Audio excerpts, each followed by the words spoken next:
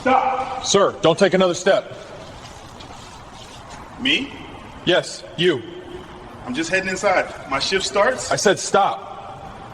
I work here. I'm on staff. That's not what it looks like.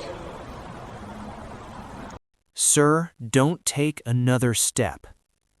The voice was sharp, controlled, but there was something underneath it, something already decided.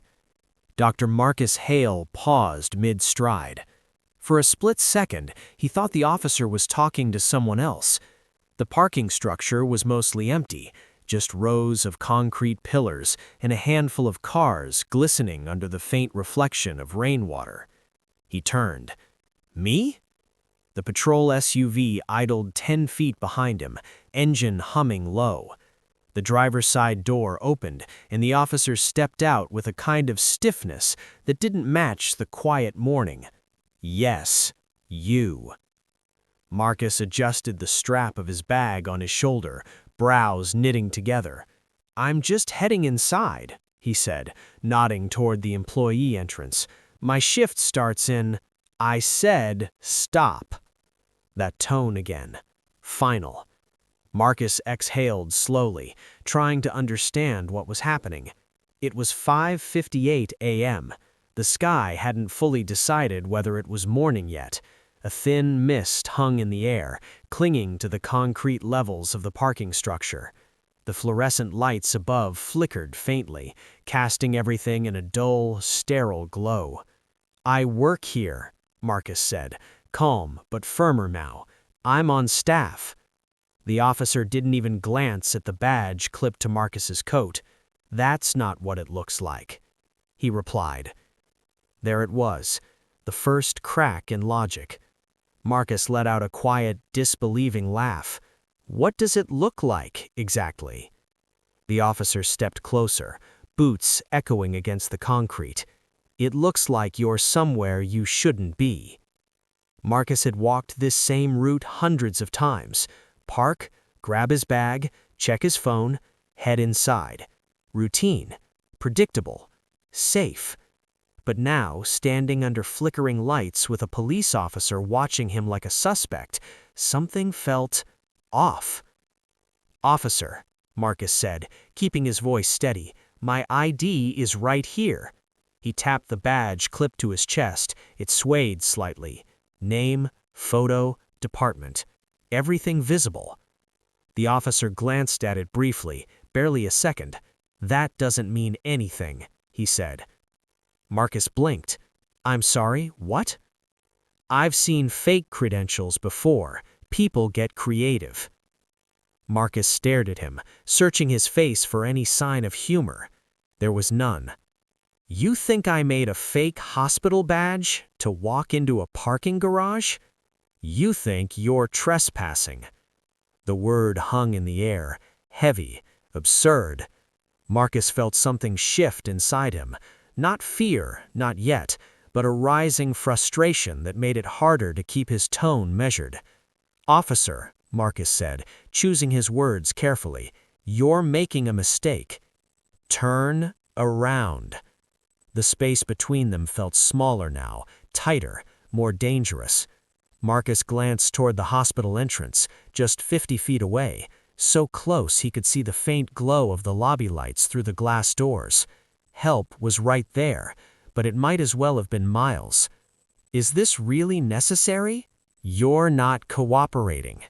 I've told you exactly who I am.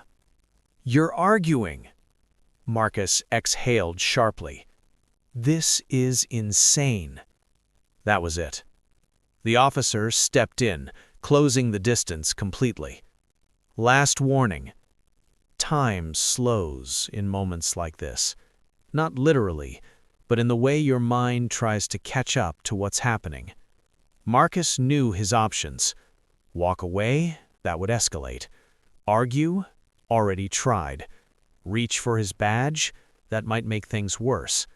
There was no winning move here, only damage control. Slowly, deliberately, Marcus turned around. The cold surface of the patrol car met his palms. He could feel the heat from the engine through the metal. Behind him, footsteps. Then, the sharp, unmistakable click of handcuffs. For a moment, Marcus didn't react, didn't speak, didn't move. He just stood there, wrists locked behind his back, staring at the dull reflection of himself in the car's paint.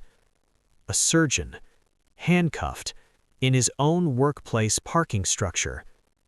"You're being detained for trespassing," the officer said. Marcus let out a quiet breath that almost sounded like a laugh. "Trespassing?" he repeated. "Yes. At the hospital where I operate? You can explain that downtown." That did it. Marcus turned his head slightly, just enough for his voice to carry clearly. "You're making a very serious mistake." The officer didn't respond, didn't hesitate, didn't question, because in his mind, the decision had already been made, and that was the problem. Somewhere in the distance, a car door slammed. Footsteps echoed faintly across the structure. The hospital was waking up. People were arriving. And in less than a minute, this quiet, controlled moment was about to become something much bigger. Marcus closed his eyes briefly, not in fear, not in panic, but in realization. This wasn't just about him anymore. Because once people saw this, once they understood what was happening, there would be no walking it back. And the officer still had no idea. "Hey, what's going on over there?" The voice echoed sharply across the concrete structure. Marcus didn't turn. He couldn't, but he recognized the urgency in it immediately. Footsteps approached quickly, rubber soles slapping against damp pavement. A figure came into view from the corner of his eye. Teal scrubs, hair pulled back, ID badge bouncing against her chest. "Officer, that's Dr. Hale," she said, breath slightly uneven from the short run. "He works here." The officer didn't even look at her. "Ma'am, step back." Her expression shifted from confusion to disbelief. "Step back?" she repeated. "You've got him in cuffs." Marcus let out a slow breath through his nose. "Lena, it's fine." But it wasn't, and everyone could feel it. Nurse Lena Alvarez had worked with Marcus for 4 years. She'd assisted in surgeries that lasted 10 hours straight. She'd watched him pull patients back from the edge when everyone else thought it was over. She knew his face, his voice, his presence. And right now, none of this made sense. "Officer, you need to take those off," she said, pointing to the cuffs. "He's one of our surgeons. He has a case this morning." "Ma'am," the officer replied, tone tightening, "this individual refused to identify himself and is trespassing on private property." Marcus closed his eyes briefly. "Refused?" He opened them again, jaw tightening. "My badge is on my chest," he said. Lena looked, really looked, and shook her head in disbelief. "It's literally right there." More footsteps, faster this time. Another voice cut in, sharper, louder. "Derek, what are you doing?" The name landed. For the first time, the officer hesitated. A man in a white coat jogged into frame, clearly irritated, clearly confused. "Marcus," he said, eyes widening as he took in the scene. "Why are you—" He stopped, saw the cuffs, and everything changed. Dr. Evan Brooks didn't run unless something was wrong, and right now, everything was wrong. "What is this?" Evan demanded, stepping closer. "Why is he restrained?" Derek straightened slightly, regaining some of his composure. "He's being detained. Suspicious activity in a restricted area." Evan stared at him, then laughed. Not because it was funny, because it was unbelievable. "Suspicious?" he repeated. "He's a neurosurgeon. He works here." "That hasn't been verified." "Verified?" Evan echoed. "You've seen him in the cafeteria. We've all seen him." Derek's jaw flexed. "That's not the point." "No, that's exactly the point." The tension shifted. It wasn't just Marcus and the officer anymore. Now there were witnesses, voices, eyes, phones. From across the structure, another car door slammed, then another.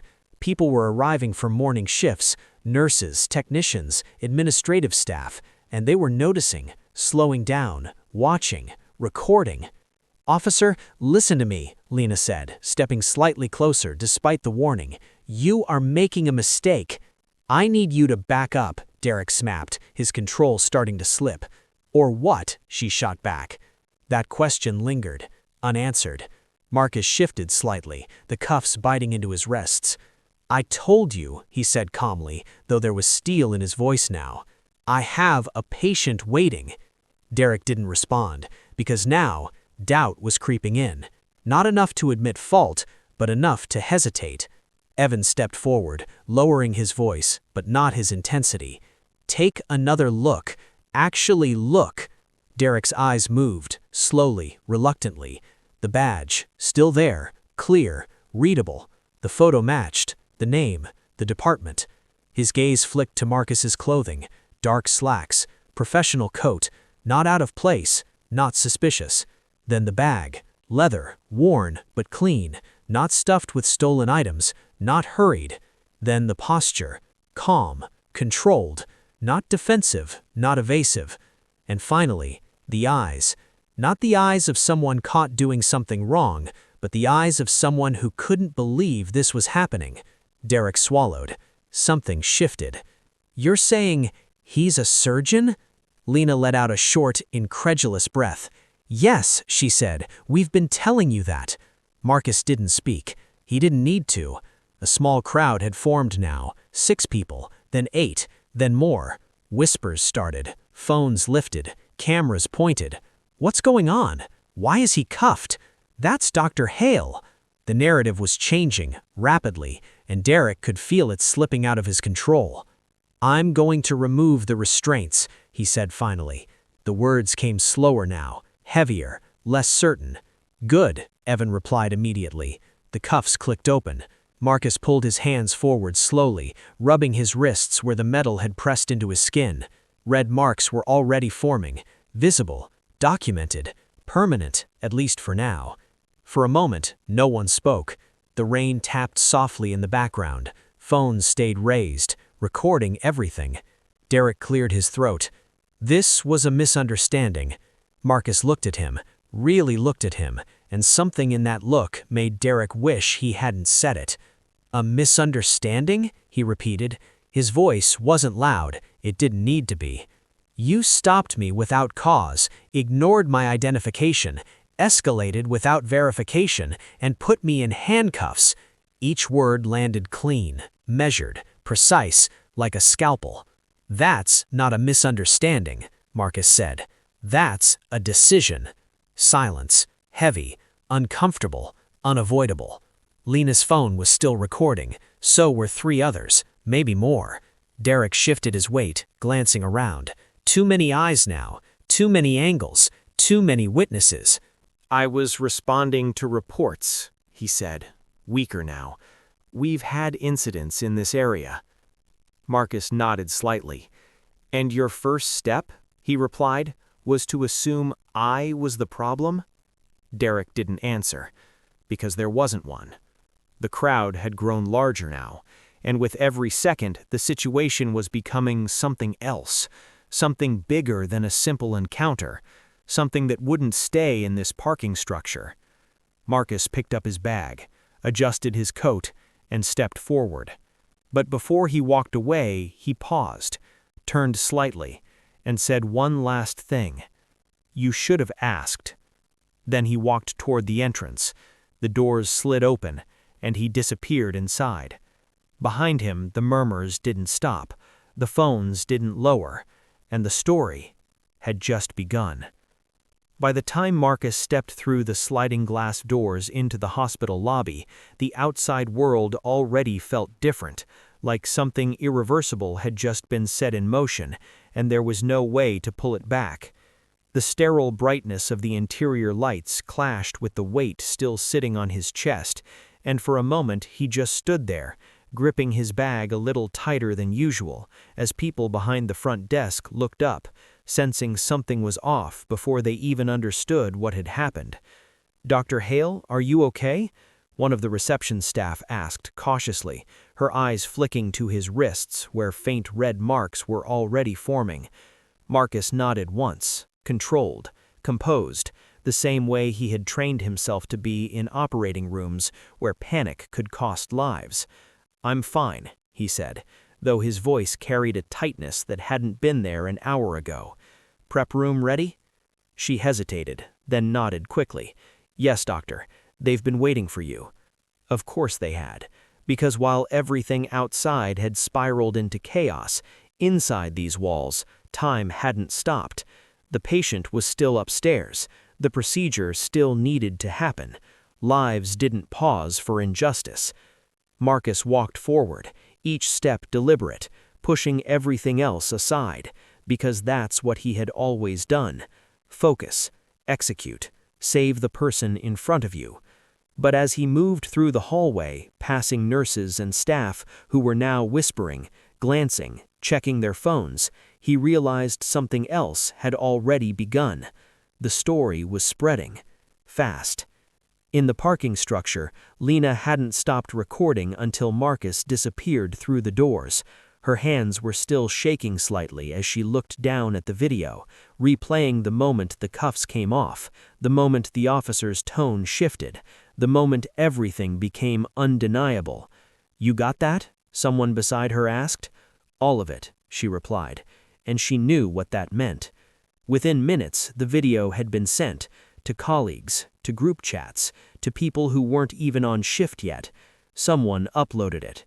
No one said who, but once it was out, it moved faster than anyone could track.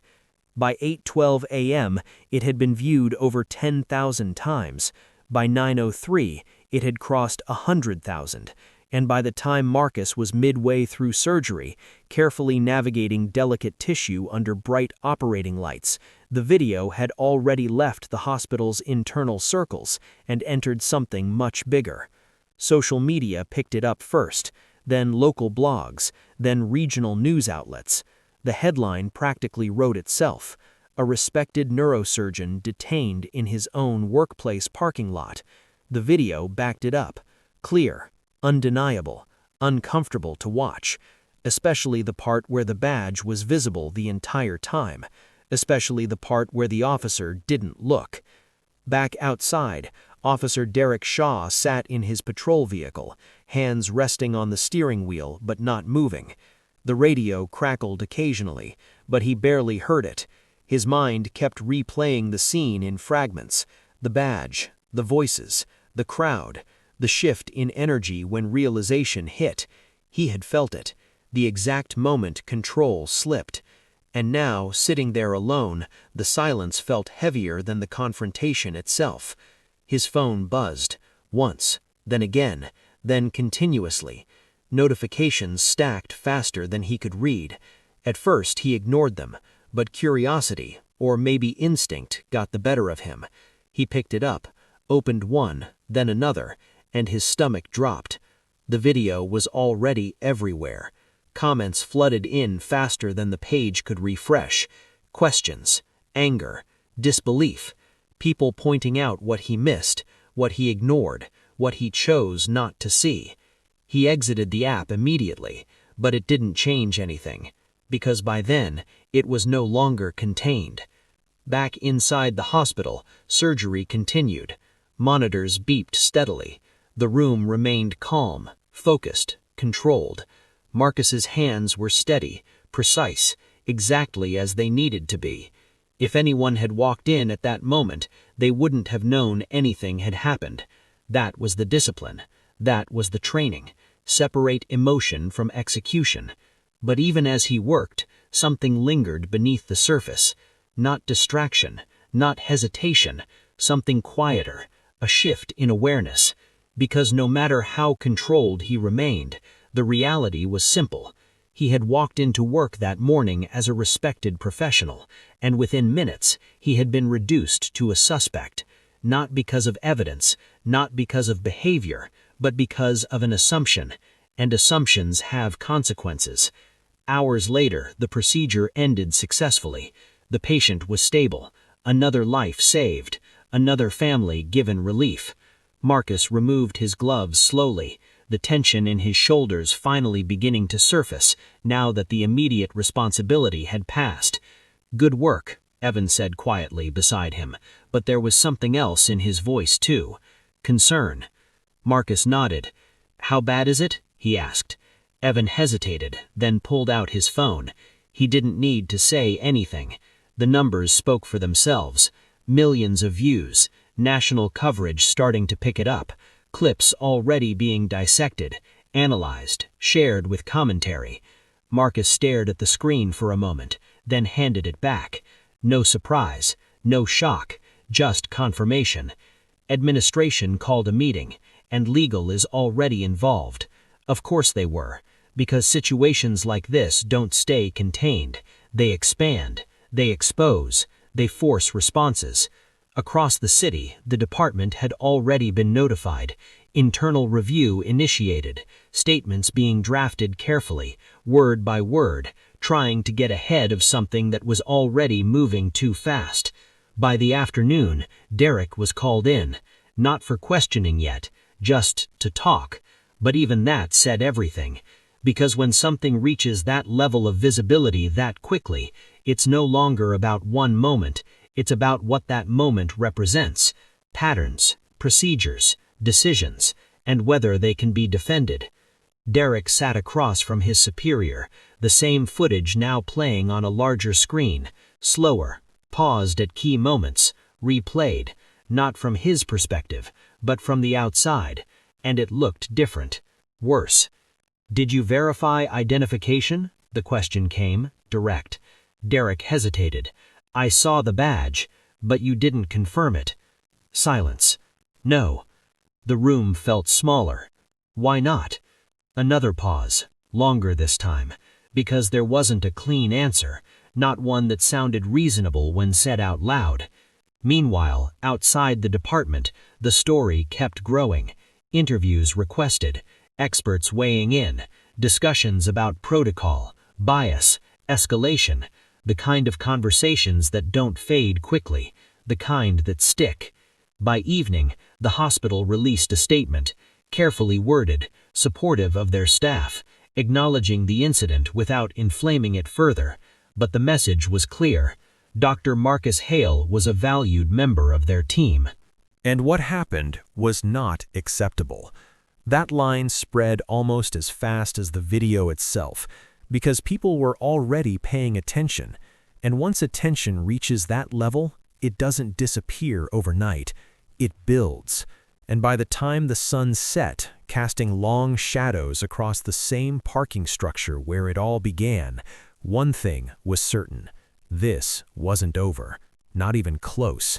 Because the moment that started with a single command, "Sir, stop right there," had turned into something much bigger than anyone involved had anticipated, and the consequences were only just beginning. The next morning didn't feel like a fresh start. It felt like continuation, like the weight of everything that had happened the day before had simply carried over into a new set of hours without losing any of its intensity. By sunrise, the video had crossed millions of views, and it wasn't slowing down. Major media outlets had picked it up overnight, running segments that replayed the same moments again and again. The command, the hesitation, the cuffs, the realization.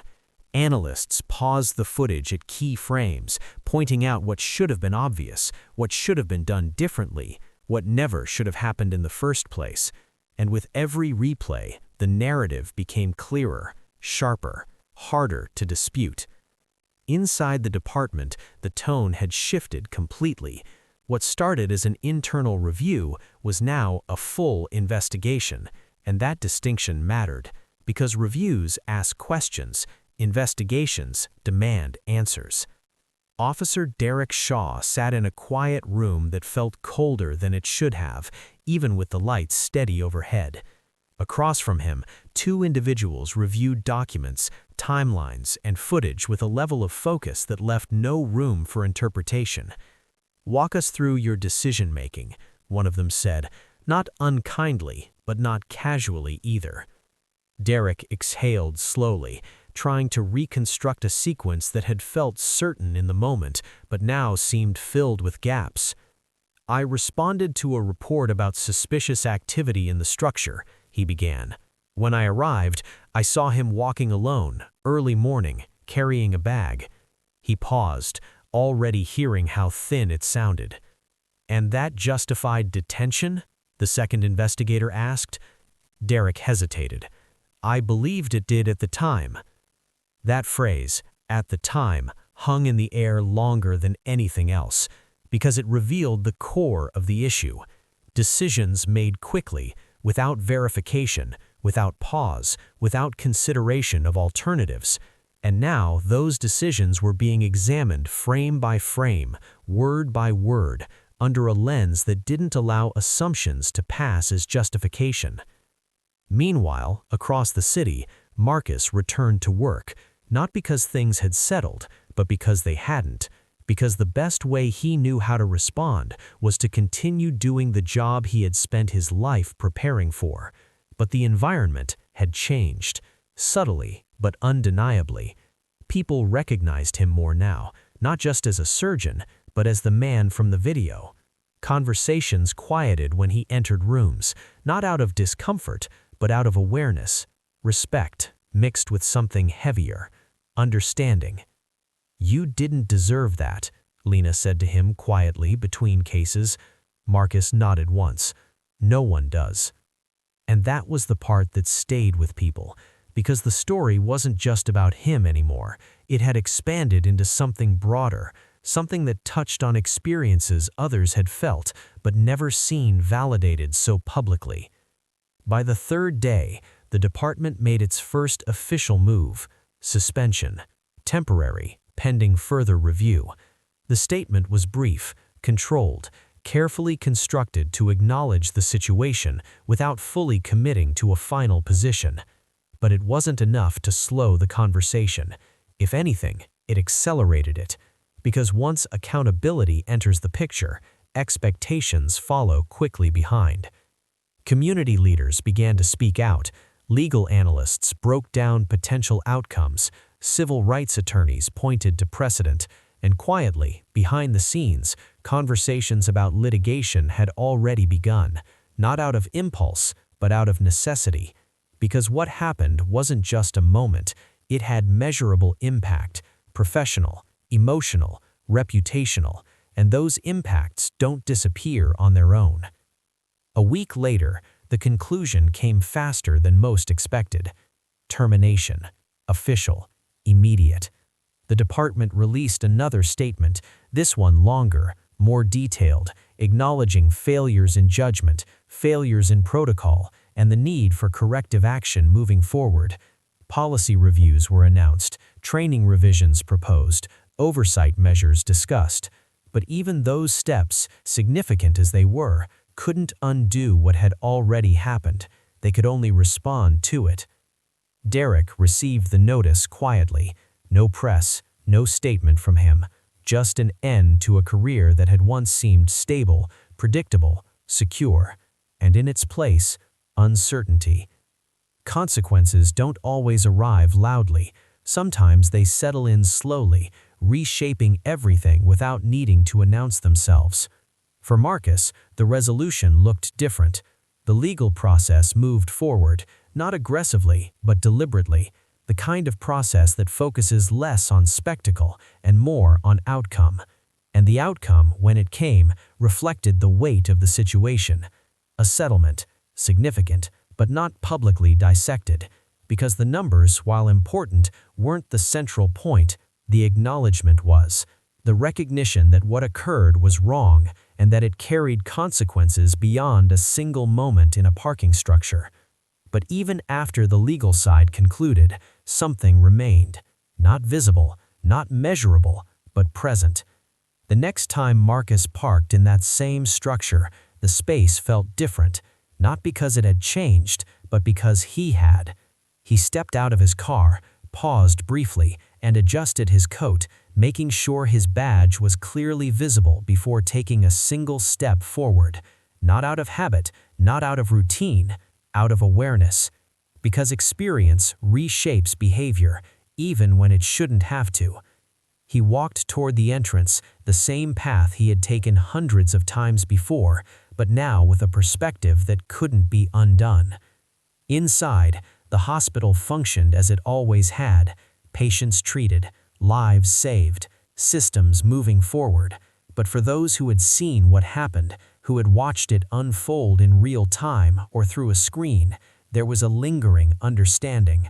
Moments matter, decisions matter, and the difference between assumption and verification can change everything. The story didn't end with a termination or a settlement. It continued in policy changes, in conversations, in awareness that extended far beyond one individual or one incident. Because once something is seen clearly, it can't be unseen. And the next time someone hears a voice say, "Stop right there," the hope is that what follows will be different. Not because of fear, not because of consequence, but because of understanding.